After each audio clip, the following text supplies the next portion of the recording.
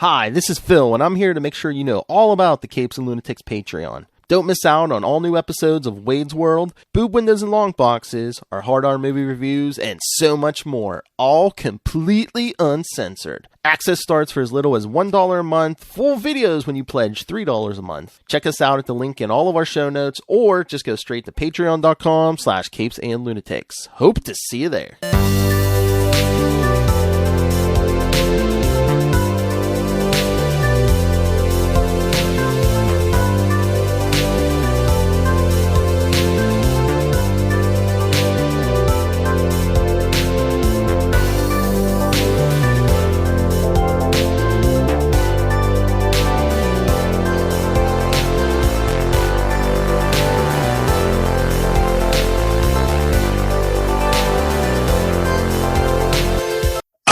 Three hearties, and welcome once again to Full Stream Ahead. Arrgh. I'm your host, Charlie, the Professor Esser, and with me as always is my skinny rich friend. It's Mozz. Hey Mozz, today we are talking, what if Captain Carter were the first Avenger? And there is a lot in this episode. And a lot in the sense that we are told at its outset that the moment that changed everything is Peggy Carter choosing to stay below. Which, by the way, if you ever see the Matt Frewer Time Traveler episode of Star Trek The Next Generation, where he is actually a guy from like the 21st century, but he gets a 23rd century time machine and goes to the 25th, or he gets like a 28th century time machine, goes to the Enterprise and convinces them all he's from the future just so he can steal tech to take back to the 21st century.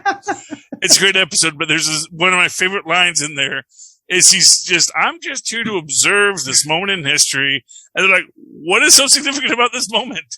What are you talking about? He's like, I'm just observing, much like our watcher.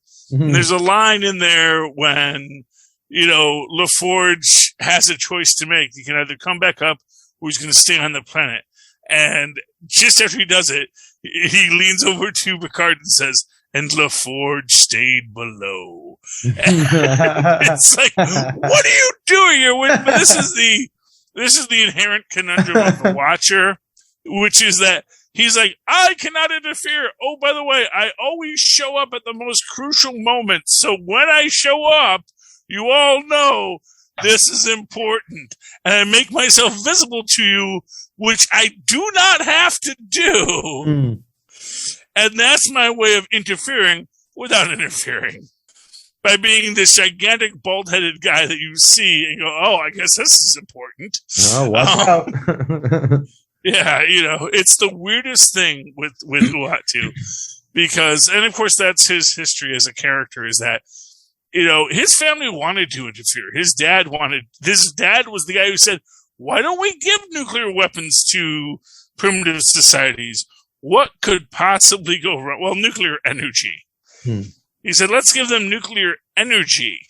And they did not do well with nuclear energy. They built bombs with it, which is, sad. But then again, that's because there wasn't a political structure in place when they were giving people nuclear knowledge, that there was still a lot of schisms in the society. You have to have that one world government before you can really start to apply technology uniformly across the planet. As long as everybody's worried about, their piece of rock, everyone else is going to be all, oh, gee, well, I need a bigger gun to defend my piece of rock. I got the best rock, so you can't come here. Instead of like saying, well, dude, why don't we just make sure that everyone has good rocks and good water and good air and like maybe not kill each other all the time. But that's another what if. Yeah. Anyway, in this, but this is the thing. So in this moment, and I went back and rewatched the first Avenger just to see how many differences there are, and there are a few, and that is why I say the actual change in this universe is some kind of butterfly effect 6,000 years ago, but it's sort of the thing where things affect other things. And so a lot has changed in this universe, or maybe didn't change in this universe. But by the time that we get to this point, it's like things are already moved forward to a point where this is the thing that's going to make the noticeable change. Is there an argument Like the Nazis that because of the sudden expansion of all these universes, that the quote unquote computer program had to interpolate these postulations pretty quickly? And it did a good job, but they can't be as sorted out as you would because they came into existence and speeded through their histories so quickly. Mm-hmm. Well, no, I mean, I guess. Fair enough. I mean, well, that's the thing. Well, time. The definition in the official handbook of the Marvel Universe, there is a definition of time. Ooh, that definition is the phenomenon that keeps everything from happening all at once. And that is, you know what? I just realized sorry, not to get lost on a point, but then what does happening mean? Well, the point is, that is the question. That is the central conundrum of the TVA, which is a different show, is because. But just to be clear, all of these are happening because they follow the events of Loki, correct? No. Oh. The argument is all these events happen. So when you talk about the great multiversal time war, that happens. Oh, fair enough. That isn't prevented. It just becomes sort of a secondary aspect of time, where there was a time in which we had this multiversal time war, but it's in that hyper time outside of time when the time war occurred. And then the way that you prevent the time war is you prevent additional kings from coming to existence. Now, within that concept, there are still variants. So wait, are they saying that the previous time war also included the same people as an Iron Man, or were I mean that would be the idea. Is that right? So, because one would imagine if it happened, the time war happened, thousands of years ago or whatever, it would be a different society of people that it would have happened to. No, or well, this is the inherent conundrum of, let us say, humans writing stories about the universe, where Earth becomes so much more important in human stories.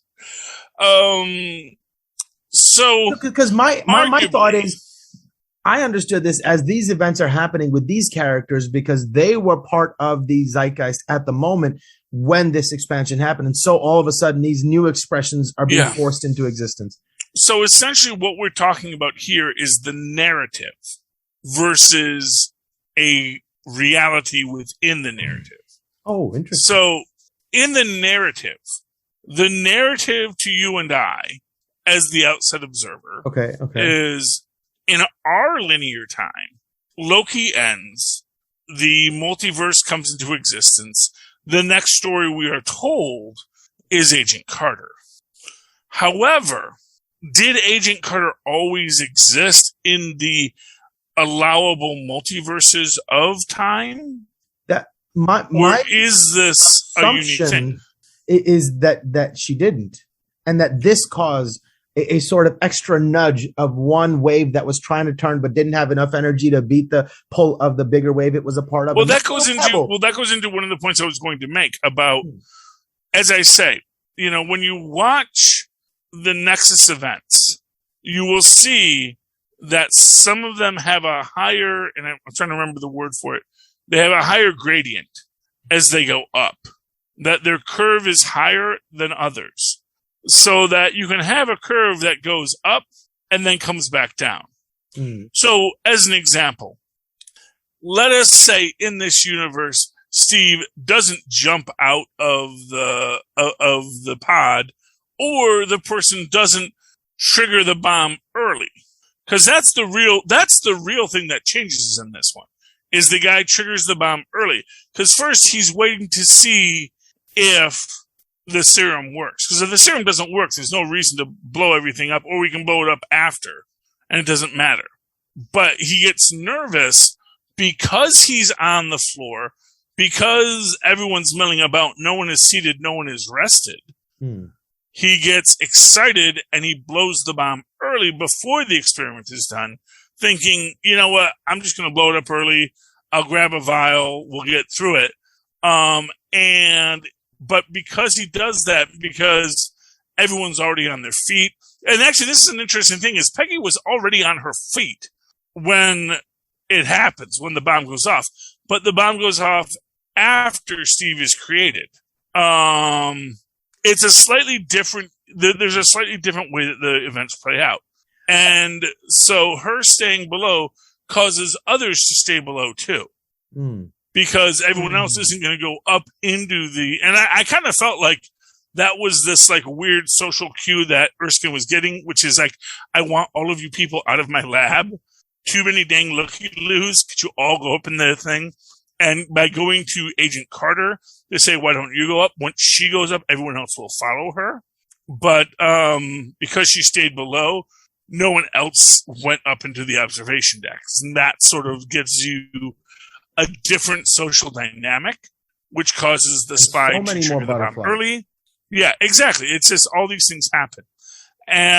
But because of that, because the bomb goes off early, you know, when the guy starts shooting, Steve, being the hero he is, the idiot he is, runs out with literally not even a shirt on his back to go punch him back to Brooklyn, which is something he knows he physically cannot do.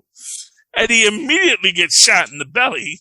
We also see that that of course the guy does still kill Erskine, which I missed the first time because I really didn't recognize Erskine. They drew him way more hairy in this. And that's actually one of the things I really noticed about this. Now that they're all cartoons, everyone has a much more cartoonish voice. Everyone's voice is just a little bit higher and a little bit more excited. Because they know they're reading for a cartoon. Right. It's like musical theater versus theater. Almost. Exactly. And it's an interesting quirk. I don't think it hurts any character. No, I think that the world demands it. But you also the world that they're in, I mean. Yeah.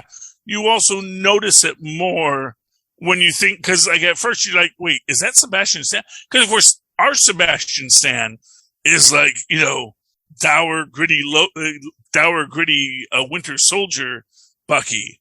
And this is still Brooklyn Bucky. You know, This isn't even like, I'm trying to take care of you, Steve. Gonna be the grown-up Steve, Bucky that we see just before he goes in. This is just Bucky who's like, what? I'm just a kid from Brooklyn. What happened? Yeah.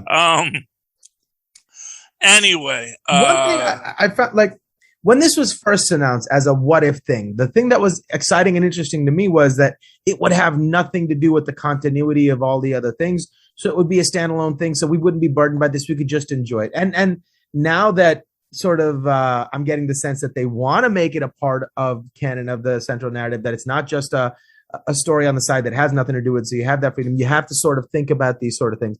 But that's not really what I enjoyed about this. I think all the lore and whatnot is nice, but just I really enjoyed the Agent Carter TV show. And I feel like this is who she always wanted to be and who she always was on the inside, right? This is everything she was capable of. And to see her get that was really, really fun and cool to see. I think that part, watching that piece of her finally get expressed to its fullest extent was really, really cool to watch. That's what I enjoyed about it most in it. And along those same lines, what's very interesting is how much of a cold-blooded killer she is.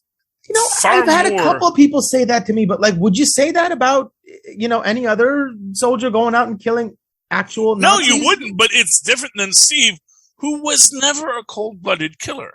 And it's a subtle difference, and it's not to be a negative. That's what I'll say. Right, fair enough. You can't look at it as a negative. You got to look at it as like, oh, this is why she's a different kind of Steve. Because Steve's the guy whose first thought is, how do you talk it out? Kind of, you know. She's more Batman. She is more, I am here to kill the enemy. Right. You are the enemy. Because that's what we're here to do. You know, exactly. And there's no shame in that. Right. But it is definitely different than the way, and that's, it's not to say that, oh, Steve doesn't kill. Steve is the first to say, no, I will kill. I will not hesitate to kill you if I need to. But that is not always my desire or my intention. I don't want to. Whereas Peggy is like, I will do the femur breaker on you. I will absolutely shatter your knees and throw you into a burning gas fire because you know what? You're a Nazi and I'm not going to feel too bad about it at the end of the day, even if you were a really nice guy outside of the fact that you were a Nazi, you know? Right. You know, Steve's the kind of guy who's going to say, well, you know what? But maybe there is redemption available in their souls. And you know, Agent Carter is like, well, that's a question for God to talk to them about when they no, get but there. like those are questions you ask before, you know, the fighting kicks off. Once the fighting kicks off, you know, you don't have time for those questions anymore. Yeah. But, you know, I mean, what I will say it is the difference of someone who was a trained soldier who had fought and done things, and Steve, who was an actor who gets put into that moment. So you think about when he first steps into this, he had been, and this is the difference, is that he had been on the War Bonds tour. He did a movie. That is the thing I so much more want from the MCU is what Steve's life was like when he was working with his movie version of the Howling Commandos, who those guys were, what they did. Because I still know that Steve's going to want to do that. You know, I bet you there's saboteurs here. And he's going to take these like actors out on this gig, you know. You think it was like Elvis's latter career with all the movies he was making? Well, no, I think it's like he was doing these things, but the fact of the matter is, as he's being, you know, positioned as this icon character. And actually, no, there's actually another universe I really want to see, which is the one where Steve says, well, if the best way I can serve my country is going to Palo Gordo so that I can help them recreate the super soldier serum, then that's what I'm going to do. And then he goes there and they crack the super soldier serum and they actually start mass producing super soldiers. But because he is the first super soldier, he actually has amazing sway on the project, saying, no, we have to find people who don't have power. And those are the people we have to give power to. And that's how this stuff works. That's what Erskine told me, you know, that you have to have the psychological preparedness for this serum. So, that's the universe I really want to see. But within universe, I would love to see the universe where we actually just get to see those stories where he is just a handled guy touring the country and making movies, and the psychology of that and what he goes through in that. Because for what it's worth, they're probably going to teach him how to shoot a gun, probably going to teach him how to throw a proper punch, how to fall back, how to, you know, do basic stuntman work, you know? Yeah. I want to see a scene with him and the Fall Guy. It'll be great. Just seems like such a waste. What kind of general says, yeah, we have a super soldier, let's put him on stage, as opposed to, you know, like... Well, because here's what I'll say. If he just said, well, then just let me enlist. I'm still a good fighter. I'm not 4F anymore. Just let me go be on the lines. Probably would have let him be on the lines. Yeah, I guess they would make more money from the movies and the stage work, and they pumped a lot. And it helps the war effort. Money back. That's the thing. I mean, what it was in the first version, Tommy Lee Jones is mad because he got a superhero great, but it's not like he has laser eyes. You know, it's not like, you know, it's like, great, yeah, you're a great super soldier. You're going to be a great soldier, I am certain. I got soldiers, you know. I got Hodge. Hodge can do 90% of the stuff you can do, maybe a little bit slower, but he can do it. I got well-trained soldiers, and you're not even well-trained yet. You're stumbling over your own dang feet. You know, let's be honest here. Yeah.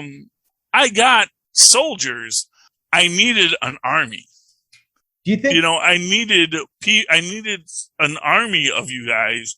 Just one of you. It's nice, and it's going to be great in tactical situations. And obviously, there you have a secondary level where if you had a spy master in the room saying, no, I know what you can do. But honestly, like I said, I think the most useful use for Steve would be the scientific reserve, which I also think that would have been the most useful thing for Peggy is to go to Palo Gordo, not to have been a soldier. Now, what I find interesting is that they still are thinking maybe we can make her a warband salesman, but of course she's not going to want to do that. And that's the big difference, is that because of her personality, because of who she is, she doesn't want to be she doesn't want to be a dancing girl. She wants to be a soldier in the same way that Steve did, but she's already been a soldier. She's already been a code cracker for years. One of the interesting things about this is the actor who plays Colonel Flynn. And by the way, I do want to give some shout outs here because we did not do this at the start. We normally do the IMDb intro, which is when Steve Rogers is seriously injured, Peggy Carter becomes the world's first super soldier.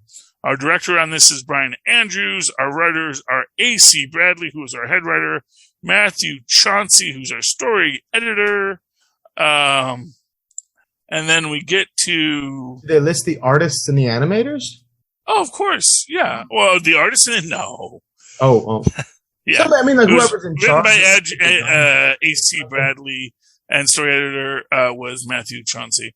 No, they actually, I mean, I'm sure if I get into it, probably if I get deep enough, there's probably animator credits.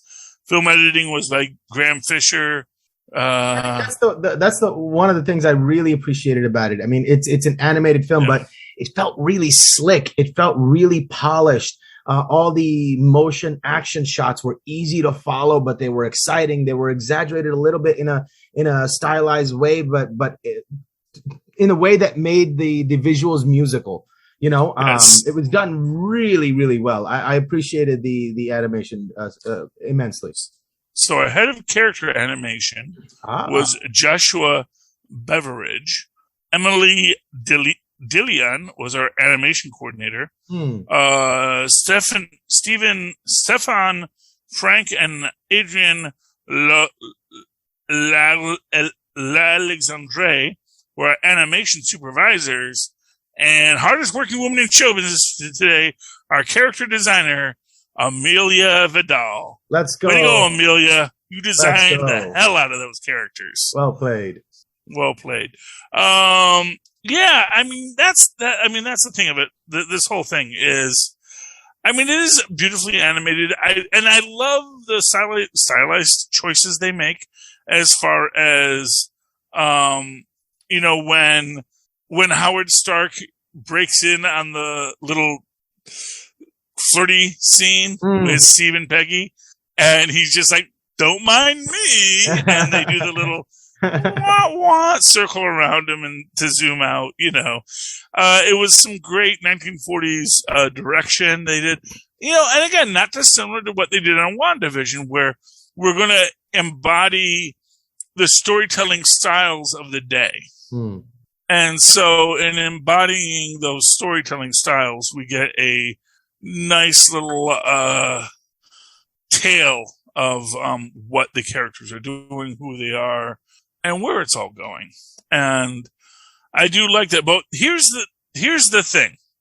This is one of the things I wanted to say about our actor who is playing Colonel Flynn, Bradley Whitford, who played Chief Flynn in the Peggy Carter short. Now, the Peggy Carter short was not the Peggy Carter series. Peggy Carter short was effectively everything that's in the Peggy Carter series, but condensed into like one 15-minute episode. So it's like jerky sexist boss doesn't want to give Peggy her due and doesn't even know why she's there. The war's over. Why aren't you going knitting something? I don't know. What is it women do? She goes out on her own, finds the Zodiac Codex, which is apparently something that looks like some super soldier serum when you pull it out. And then at the end of that, that's when Howard calls to say she's going to be the new head of S.H.I.E.L.D. Everyone wants to say this is non-canon. And I'm going to say, obviously, it probably isn't, but that's what they keep on drawing from for the new MCU. But there is nothing in the moment that couldn't have been tacked on as a 15-minute short in season 3. Like, if you just are willing to say this takes place the third season of Peggy, that once again, after all of the nonsense, she gets reassigned again to this Schmendrick, Colonel Whitford, and it's back to square one for her. But now she is actually so within her own self that she's gonna take the call late at night and just go, well, I'm gonna go do it myself, and I'll do it myself, and she does it herself, and that just happens to be when Howard finally gets senatorial approval to start the SHIELD program. Now, and here's what is interesting within the whole concept: the idea of Hydra worshiping a space god isn't from the comic books. It isn't from the movies. That is totally from Agents of S.H.I.E.L.D. Because even if you're reading Hickman's S.H.I.E.L.D. Stories, which are fantastic, where you see how the original origins of the S.H.I.E.L.D. come into existence and how the Brotherhood of Hydra sort of spun off of that, it was never about reconnecting with some ancient space god. That is a purely Agents of S.H.I.E.L.D. acknowledgement that they're weaving into this story. Now, when we get to that guy, when they open up the portal, is that Hive? Is that Shuma-Gorath? Fun fact, Shuma-Gorath spells his name in Marvel with a hyphen, as does Spider-Man.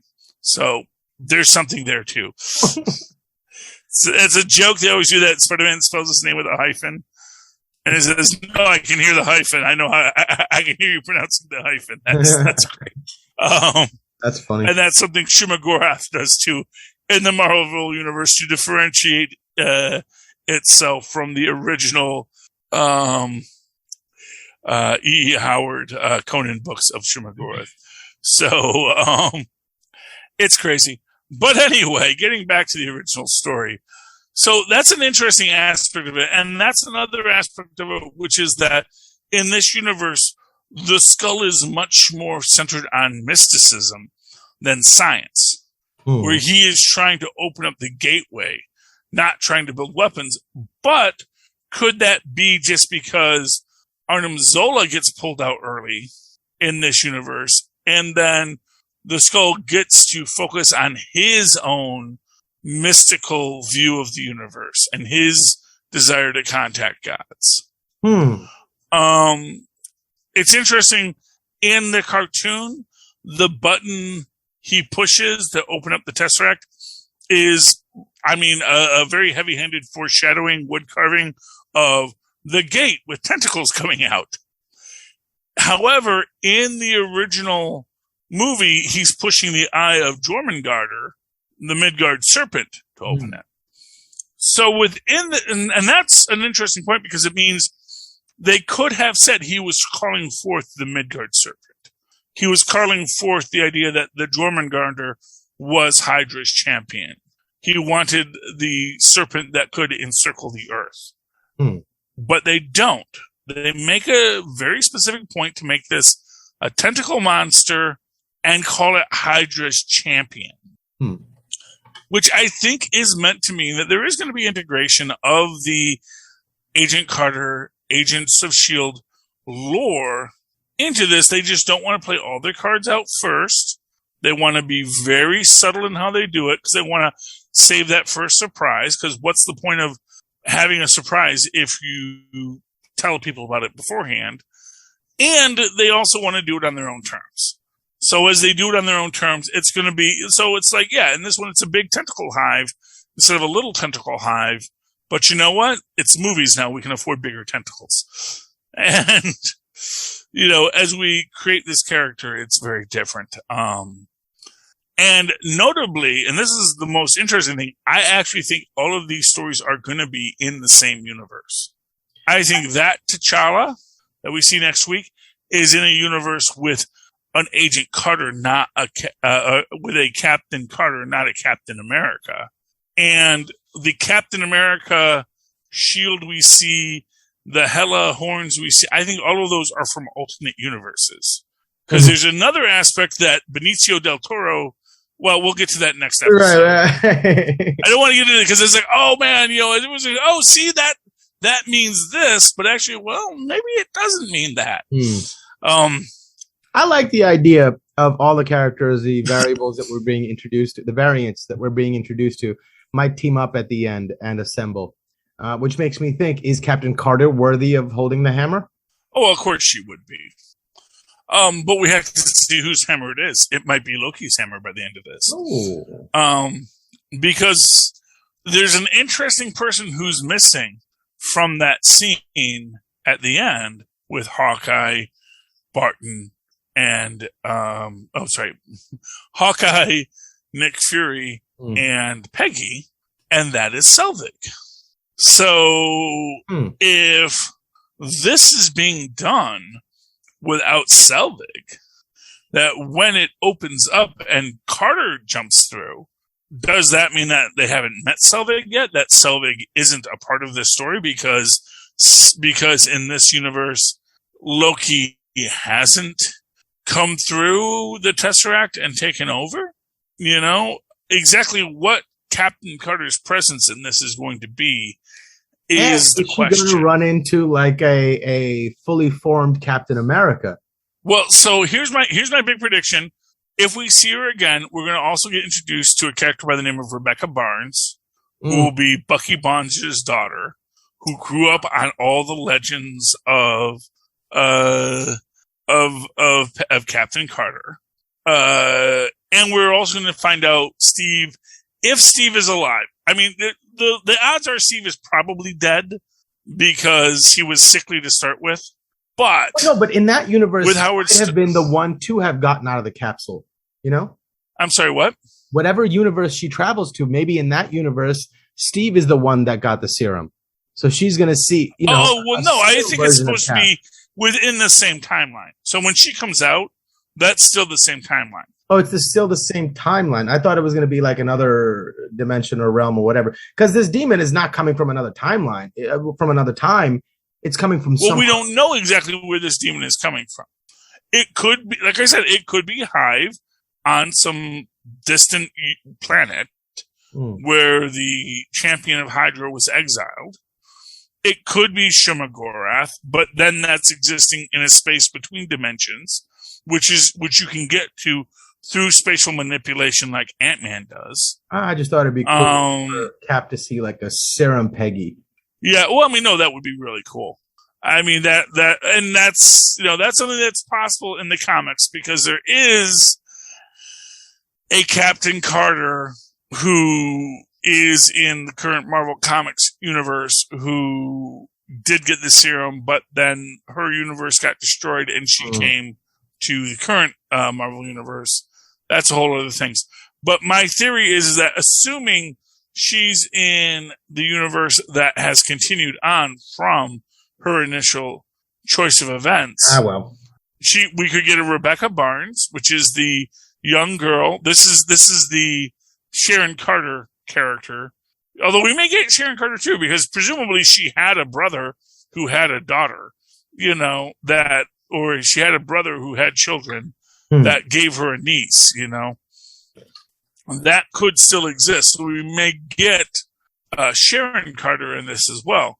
But the idea of Rebecca Barnes to be her sidekick kind of works for me because there's Rebecca Barnes in the comics, who's Becky Barnes. And but to have her as a S.H.I.E.L.D. agent, just kind of fulfilling the Coulson role, just being totally starstruck by Captain Carter would be fun, I think. But along those same lines, the idea that in this universe, because things are changing, so much could be different. And exactly whether or not Thor and Loki are in the same place they are in our universe is really up for debate. And the idea of something happening in this universe that changes things between Thor and Loki and what Thor is doing. They've described the Thor episode as a party Thor, meaning a Thor who never went to Earth and got humbled. So and maybe is behavior that characteristics of Loki? Well, no, just sort of the bombastic, violent characteristics, or like the irresponsible one, and Loki ends up being the responsible one. Exactly. Well, then there's an argument to be made that Loki was always the responsible one.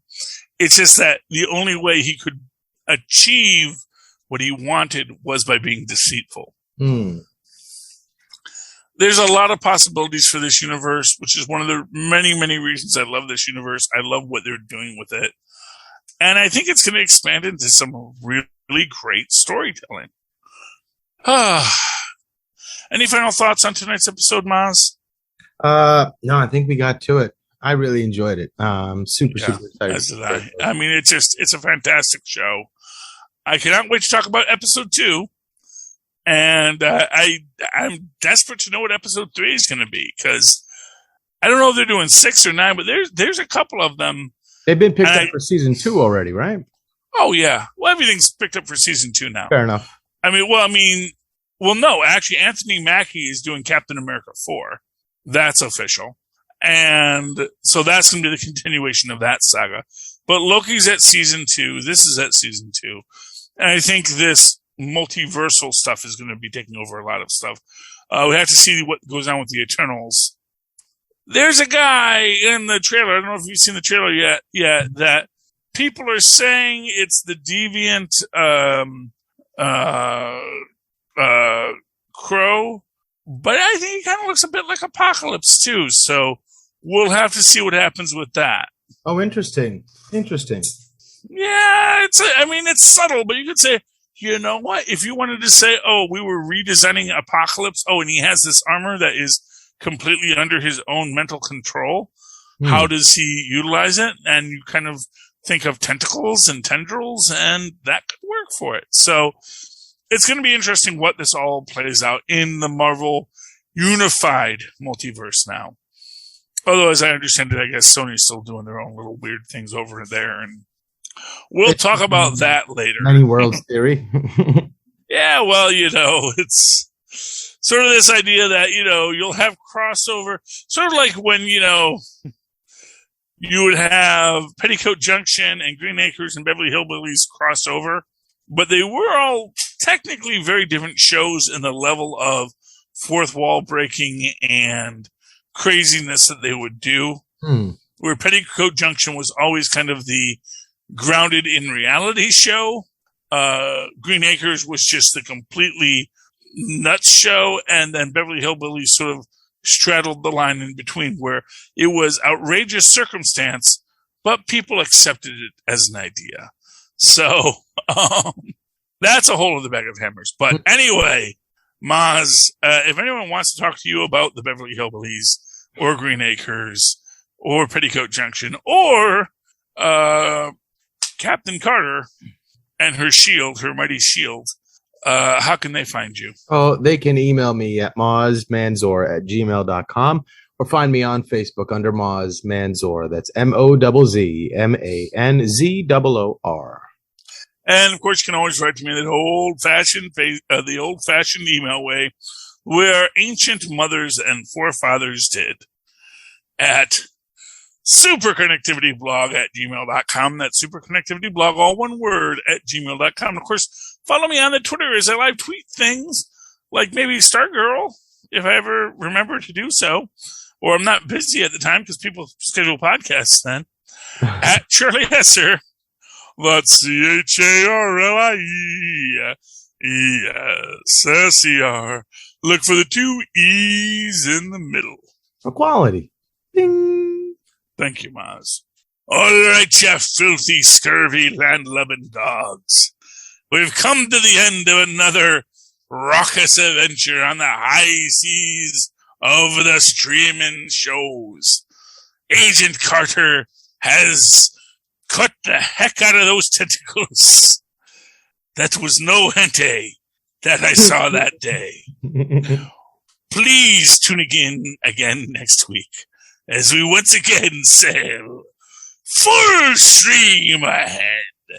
Arg.